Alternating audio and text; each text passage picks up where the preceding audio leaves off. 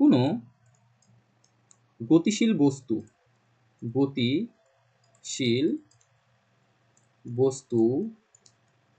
একক সময়ে যে দূরত্ব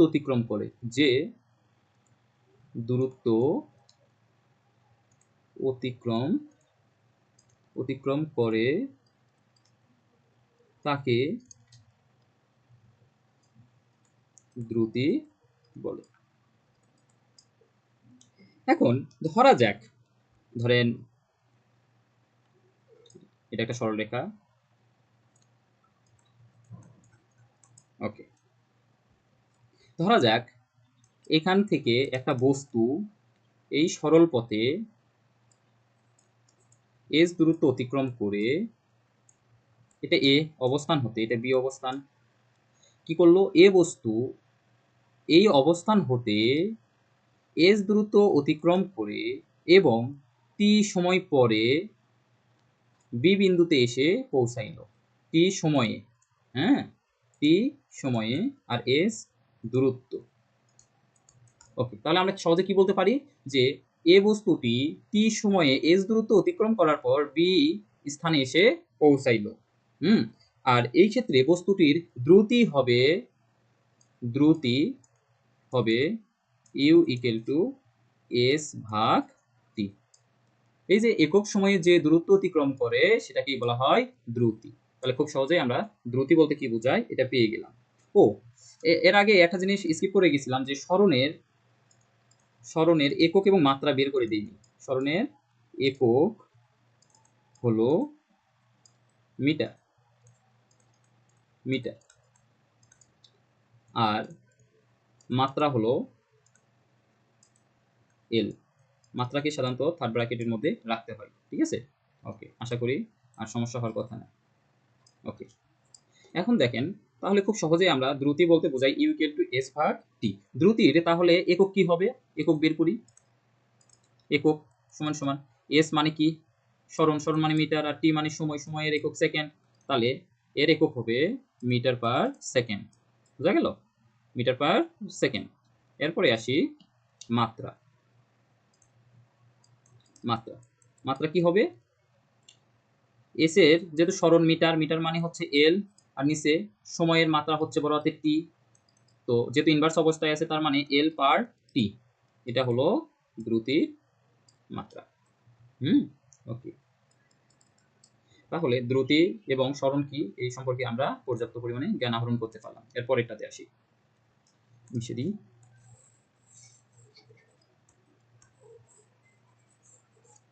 ওকে, 3 নম্বরে আমরা শিখব তাৎক্ষণিক দ্রুতি কি। এর আগে আমরা বলতে পারি গড় দ্রুতি কি। গড় দ্রুতি আগে শিখি। গড় দ্রুতি এর ইংরেজি হবে এভারেজ স্পিড।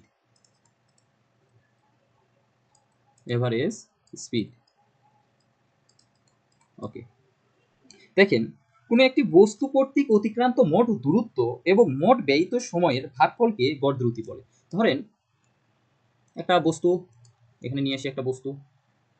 ওকে, আর একটা বস্তু, কালারটা চেঞ্জ করে দিই। ওকে, বা অবস্থান আমরা ওটা বুঝাইতে পারি।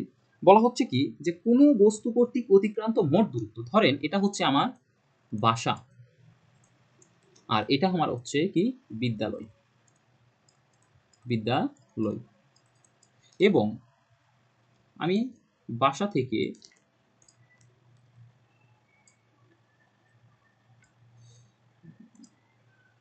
ওকে, এটা একটু অ্যারো দিয়ে বুঝাই দিই। ওকে, আমি বাসা থেকে কোথায় যাব? বিদ্যালয়ে যাব। মোট আমার সময় লাগবে কত? মোট সময় ধরেন টি, এবং মোট দূরত্ব আমার লাগবে কি? এখানে ডেল টি দিতে পারেন। ডেল টি দিব না, আচ্ছা টি শুধু থাক। আর কতটুকু সময় লাগবে? টি সময়। এবং কতটুকু দূরত্ব? মোট অতিক্রান্ত দূরত্ব কোনটা? এস। ঠিক আছে, পেয়ে গেলাম। এখন গড় দ্রুতি যখন আমি বের করতে যাচ্ছি তখন আমাকে কি বলা হচ্ছে যে গড় দ্রুতি ভি ইনভার্স আমি দিতে পারি। দিলে পারে আমার কি লাগবে? মোট অতিক্রান্ত দূরত্ব, মোট অতিক্রান্ত দূরত্ব ভাগ মোট সময়, বা ব্যয়িত সময়ও আপনি বলতে পারেন, মোট ব্যয়িত সময়। তাহলে এটা মনে রাখতে হবে, গড় দ্রুতিকে ভি বার দ্বারা প্রকাশ করা হয়, মোট অতিক্রান্ত দূরত্ব হচ্ছে এস, আর ব্যয়িত সময় হচ্ছে টি। ওকে, এখন এই যে দ্রুতির যে একক মিটার পার সেকেন্ড পেয়েছিলাম, সেটাই হবে গড় দ্রুতির একক। আবার যে মাত্রা পেয়েছিলাম এল পার টি, এটাও হচ্ছে কি এই গড় দ্রুতিটার যে বেগের যে আমরা কি বললাম যে মানটা পেয়েছি গড় দ্রুতির, মানে একক এবং মাত্রা, এটা কার সাথে মিলে যায়? দ্রুতির সাথে মিলে যায়।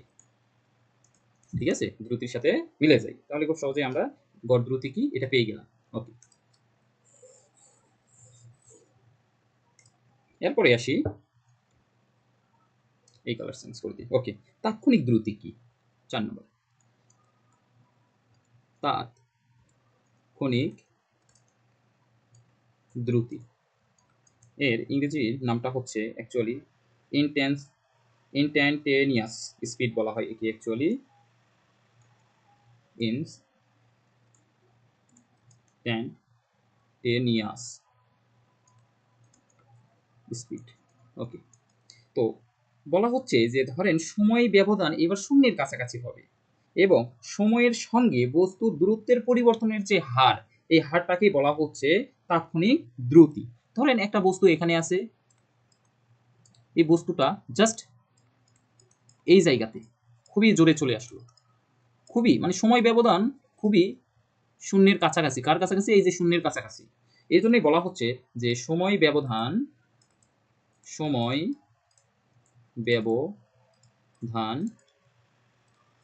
শূন্যের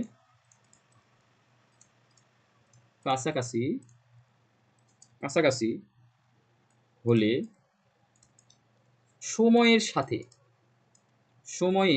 সাথে সাথে বস্তুর দূরত্বের পরিবর্তনের হারকে পরিবর্তনের হারকে কি বলে? তাৎক্ষণিক দ্রুতি বলে। তাহলে আমরা খুব সহজেই বুঝতে পারলাম যে শূন্য ব্যবধান অর্থাৎ সময় ব্যবধান শূন্যের কাছাকাছি হবে এবং সময়ের সাথে ওই সময়ের সাথে বস্তুর যে দূরত্বের পরিবর্তনের যে হার, অর্থাৎ এই একটা স্থান হতে এই একটি স্থানে আসার জন্য তার সময়ের সাথে দূরত্বের পরিবর্তনের যে হার, এই হারটাকেই বলা হচ্ছে তাৎক্ষণিক দ্রুতি। মানে ওই সময় ধরেন 5 সেকেন্ড বলা হলো, ওই 5 সেকেন্ডে বস্তুটা দ্রুতি কেমন হবে, ঠিক আছে, বা 10 সেকেন্ডে বস্তুটার দ্রুতি কেমন হবে, একটা নির্দিষ্ট পার্টিকুলার সময় থাকবে যেটা হচ্ছে ওই শূন্যের কাছাকাছি ওই অ্যাকচুয়াল ভ্যালুটা হবে। সেই ক্ষেত্রে আমরা কি পাবো? অ্যাকচুয়ালি তাৎক্ষণিক দ্রুতি পেয়ে যাব। যেমন আমি বলতে পারি তাৎক্ষণিক দ্রুতি v equal to limit del t শূন্যের কাছাকাছি মোট যে দূরত্বের পরিবর্তন এবং মোট যে সময়ের পরিবর্তন, এটাকেই বলা হচ্ছে ডি টি অফ এস, তাৎক্ষণিক দ্রুতি।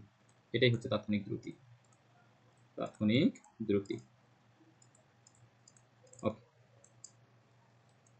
তাহলে খুব সহজে আমরা তাৎক্ষণিক দ্রুতি সম্পর্কেও জানতে পারলাম। এরপর আসি ভগবান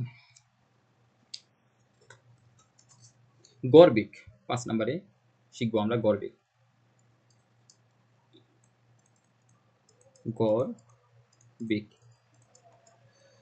এভারেজ ভেলোসিটি,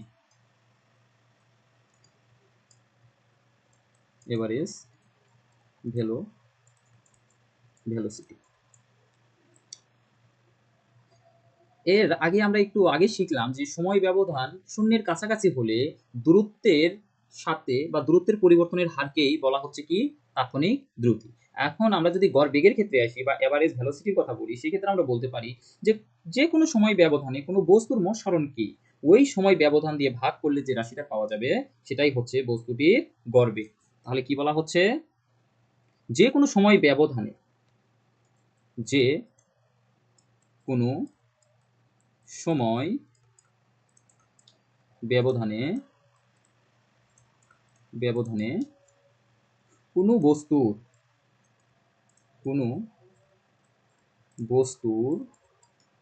মোট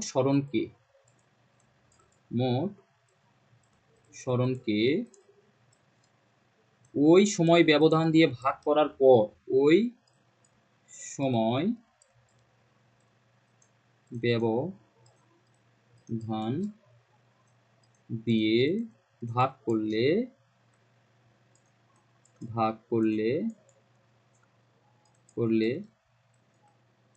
যে রাশি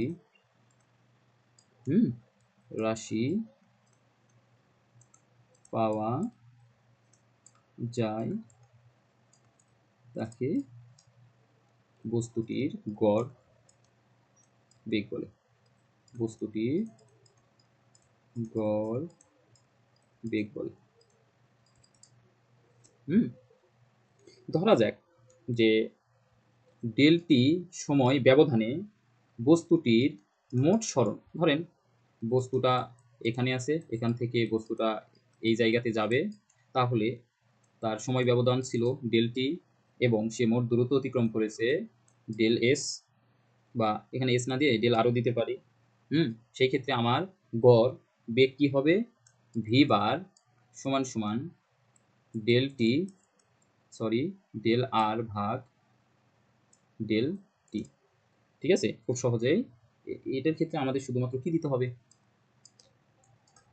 দিকটা দিতে হবে। ঠিক আছে, তাহলে আমরা কি পেলাম, v bar equal to del r del টি।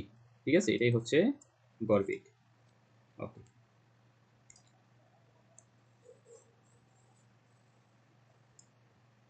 এরপর আসি তাৎক্ষণিক বেগ বা বেগ। 6 নাম্বার, তাৎক্ষণিক বেগ অবলিক বেগ। আমরা এটা ভেলোসিটি শুধু লিখতে পারি, ভেলোসিটি। ওকে,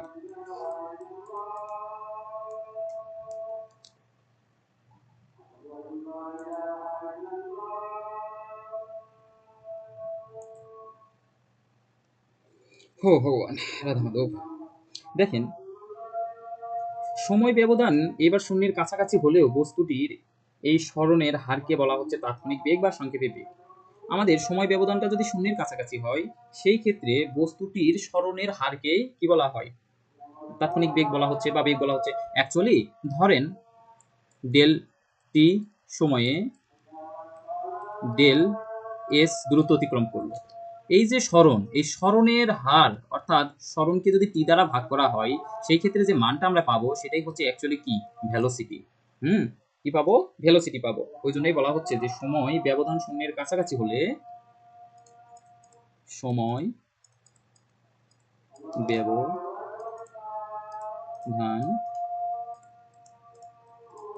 শূন্যের কাছাকাছি হলে বস্তুর সরণের হারকে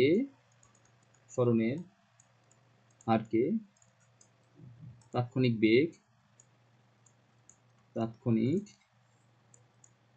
বেগ অবলিক শুধু বেগ বলে। তাহলে আমরা কি লিখতে পারি তাৎক্ষণিক বেগের ক্ষেত্রে, যে ধরেন তাৎক্ষণিক বেগ, এটা দিলাম না দিয়ে ভি এক্স বার দিলাম, লিমিট ডেল টি শূন্যের কাছাকাছি, সে কতটুকু দূরত্ব অতিক্রম করেছে আর কি পরিমাণে সময়ের ব্যবধান ছিল, এটা দিয়ে জাস্ট আমরা এটা লিখতে পারি del a x by del t dx. বার দিলে পরে আমার কিসের মানটা পাওয়া যাচ্ছে, বেগের মানটা আমরা পেয়ে যাচ্ছি। ওকে,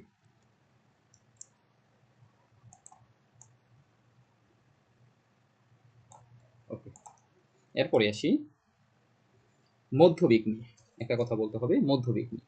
7 মধ্যবেগ, মধ্যবেগকে বলা হয় মিন ভেলোসিটি, মিন ভেলোসিটি। ওকে, তাহলে মধ্যবেগ কাকে বলা হচ্ছে? যে কোনো একটি গতিশীল বস্তুর আদিবেগ এবং শেষ বেগের অভিমুখ একই দিকে হলে তাদের যোগফলের অর্ধেককেই কি বলা হচ্ছে? মধ্যবেগ বলা হয়। কোনো একটি গতিশীল বস্তু, কোনো একটি গতিশীল বস্তুর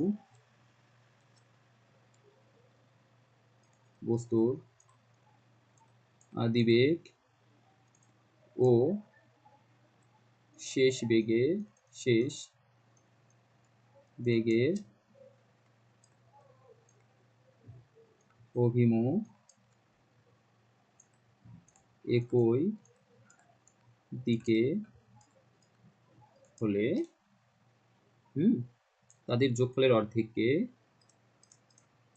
তাদের যোগফলের অর্ধেককে অর্ধেককে মধ্যবেগ বলে। ধরেন এখানে একটা বস্তু আছে,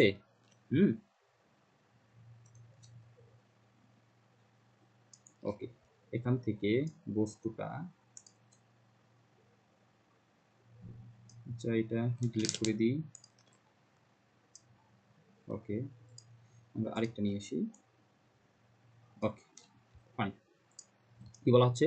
কোনো একটি গতিশীল বস্তুর আদিবেগ, ধরেন বস্তুটার আদিবেগ ইউ ছিল ও শেষ বেগ ভি ছিল, তাদের অভিমুখ একই দিকে। দেখেন তো তাদের দিকটা একই দিক না, একই অভিমুখে না হলে পারে তাদের যোগফলের অর্ধেককে, এদের কি যোগফল, যোগফলের অর্ধেককে, অর্থাৎ ইউ প্লাস ভি, এদের অর্ধেককেই বলা হচ্ছে মিন ভেলোসিটি। বুঝা গেল? ওকে, তাহলে মধ্যবেগ বলতে কি বোঝায় আমরা খুব সহজেই বুঝতে পারলাম।